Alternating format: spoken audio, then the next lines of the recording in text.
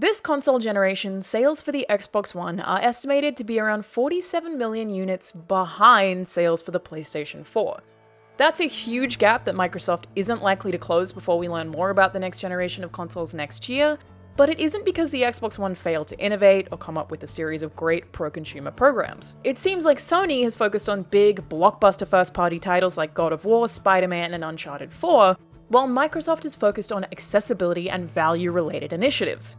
PlayStation's exclusives have been pretty incredible, and I'm very glad we have them, but I think they've led a lot of gamers to undervalue the competition, so to speak.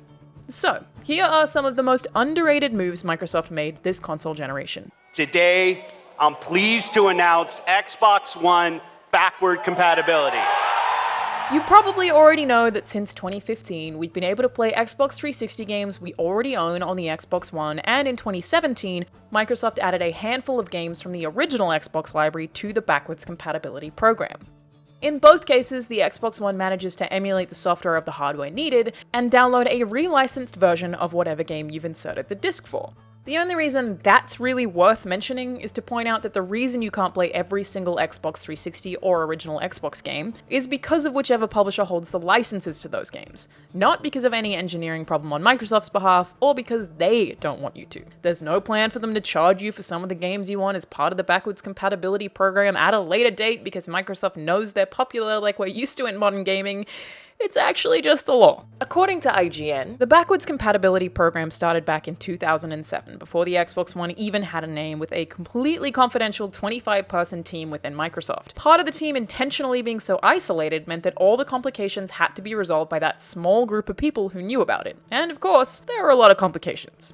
For example, because save files were incompatible on new hardware, the team had to play all the games they were testing for the program manually, by themselves, just to get the data they needed.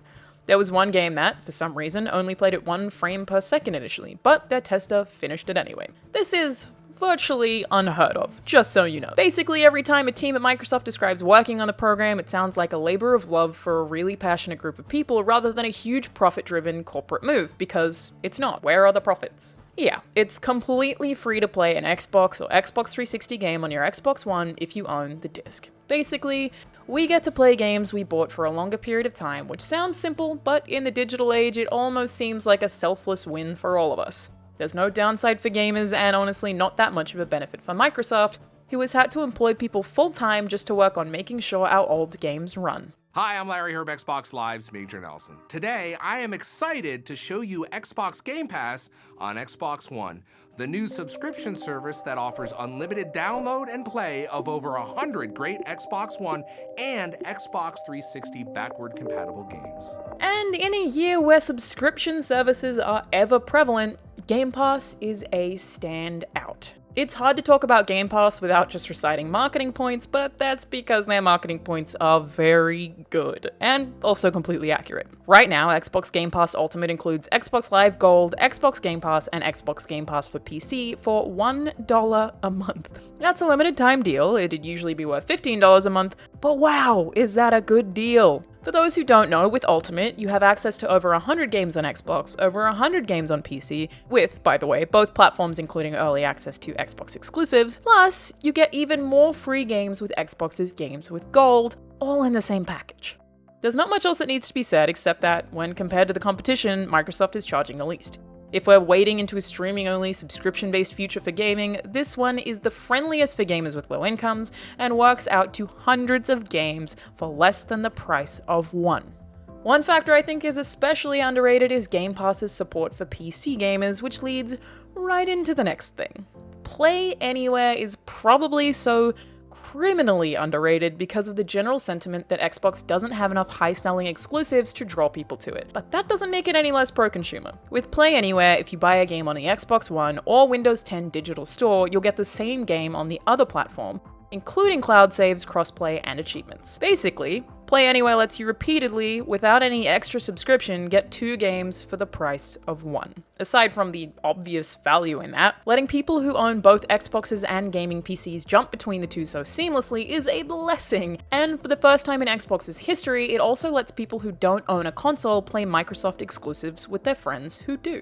So not only are people who own both types of hardware always getting one free game, but it has also completely stopped people from needing to buy an Xbox just to play first-party titles. I'm here with Ted Timmons, who's going to tell us about the Windows 10 version of Sea of Thieves. Ted, great to see you. Yeah, great to be here. Now, Sea of Thieves is an Xbox Play Anywhere title, which means when I get the Xbox One version, I get the Windows 10 version at no additional cost, right? I've seen Microsoft criticized for this as though bringing PC players into their ecosystem devalues the Xbox and may have contributed to its lesser sales when compared to the PlayStation 4, but I feel like that's misguided criticism.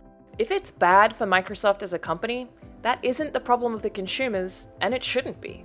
Fact is, PC gamers now get to access games that would normally be locked behind a $500-ish box, at least for the Xbox One X, and that's a step in the right direction. Despite how well marketing in the games industry has led a lot of people to have brand loyalty that's so strong, it's basically tied to their identities, platform-exclusive games are only good for the people selling them, not for anyone who's playing them. At Xbox, we have a controller design that our fans love. However, for gamers with limited mobility or gamers who don't use both their hands, this controller design might not work best for them. Last but not least, Microsoft's accessibility program is leading the industry right now. First up, the Xbox Adaptive Controller, which is designed to meet the needs of gamers with limited mobility. Microsoft describes it as a unified hub for devices that help make gaming more accessible, and it allows you to connect external devices like switches, buttons, mounts, and joysticks to create a custom controller. There's also fully customizable button mapping for regular Xbox controllers, more detailed and customizable controllers with options like the Elite and Elite 2, closed captioning and narration options for the entire dashboard, speech to text, game transcription, American Sign Language support via video calls, and more stuff you probably haven't heard of if you aren't one of the thousands and thousands of people who need those features. Put simply, Xbox is giving people the ability to play games where otherwise they may never have been able to at all. A website called caniplaythat.com also recently gave Gears 5, which is an Xbox exclusive, a 6 out of 6 score for playability for deaf gamers, with their cons listing not a single thing. Their opening paragraph says, "What follows isn't so much a review as it's a series of look at all the things they got so very right, because what they got right is everything. There's not a single thing I can say needs improving in terms of Gears 5's deaf/hard of hearing accessibility." It's a glowing review that adds to an ongoing chorus of praise towards Microsoft for their efforts in allowing more people to play games. So there you have it. Letting you play games you bought well over a decade ago on brand new hardware for free, a subscription service that actually feels like incredible value for money, free games for people playing on 2 sets of hardware, a step away from the money-hungry attitude that you need to buy expensive consoles to experience games that could run just fine if you already own a PC, and a whole lot of effort being put into making sure more different kinds of gamers can play games. While it may feel like Microsoft has been lagging behind Sony this generation, in large part because of their lack of big exclusive games, we shouldn't ignore all the good they are doing just because of that. The more we praise all of this good, the more likely it is that Sony and Nintendo will take note and hopefully follow suit. Of course, thanks for watching Kotaku, and let us know what you think in the comments below.